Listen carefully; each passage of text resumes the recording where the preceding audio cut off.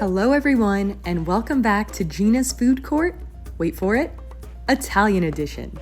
For some reason, my company trusted me to do some testing on equipment that we're purchasing in Italy, so I decided to stay for the weekend to try the local cuisine and film the first ever international Gina's Food Court. I was able to explore the nearby cities, which was so fun.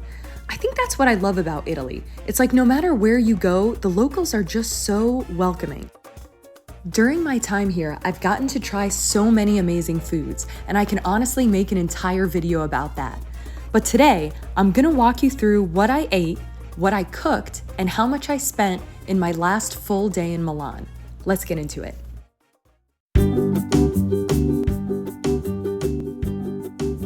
If you're anything like me, you're a nightmare before your coffee. Luckily, my Airbnb has this coffee percolator set. Now, I'm no barista, but I do play one on my failing YouTube channel, so we're gonna give it a try. I think the idea is you put enough water to make your cup in the bottom, add this attachment to fill with the grounds, screw on this top piece, and you're ready to brew. As an engineer, I'm actually kind of embarrassed about how long it took me to figure out how to work this stove. I thought if I just kept pressing that button, it would work. Then I tried turning it off and on again, classic, until finally I figured it out. It actually took no time at all for the coffee to start brewing, and before I knew it, there was already a full cup ready. Let's give this coffee a taste, shall we? The first sip was, well, bad. It was really bad. I think I just used too many coffee grounds because with each sip, it started tasting more like dirt. And here you can see that I'm trying to convince myself that it's not that bad, but it is. Luckily, there's a coffee shop super close to my Airbnb, so I got ready for the day and headed out. This place was awesome, complete with cappuccinos, delicious pastries, and baristas belting out old American music that somehow made its way onto a coffee shop playlist in northern Italy. This was actually my biggest purchase of the day, despite it being very reasonably priced. And you know I had to tip generously for the free concert. After breakfast, I started exploring Milan on foot, stopping into dozens of interior design showrooms.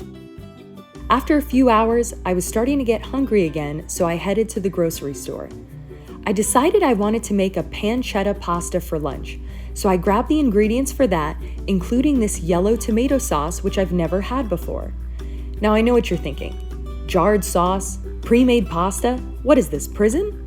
But trust me, the pre-made foods in Italy have far less preservatives, so to save on time, I'm taking advantage of them. And if that's an issue for you, then you can contact my lawyers, capiche? I grabbed a few other snacks to keep around my apartment and nearly cried when I saw how achingly inexpensive everything was. I walked back to my place and was finally ready to get to work. This meal wasn't exactly rocket science. I cooked the pasta, pulled out this pasta water that I completely forgot to add back into the sauce, fried up the pancetta, and pretty soon the whole room started to smell incredible. You may have noticed that I didn't get any cheese from the grocery store, and that's because one of my vendors I visited gifted me an entire block of cheese. Because Italy. So I threw all my ingredients together, grated on some cheese, and when I tell you this tasted like a restaurant quality dish, no seasonings needed, I'm exaggerating slightly, but not lying. Now that lunch was over, I met up with some solo travelers that I met the other day. We walked around for a bit to see the sights, did a little shopping, and before I knew it, it was time to head home for dinner. I realized that I wasn't super hungry after all that pasta, so I decided to make myself a little charcuterie board with the leftover ingredients from lunch and the snacks I got from the grocery store.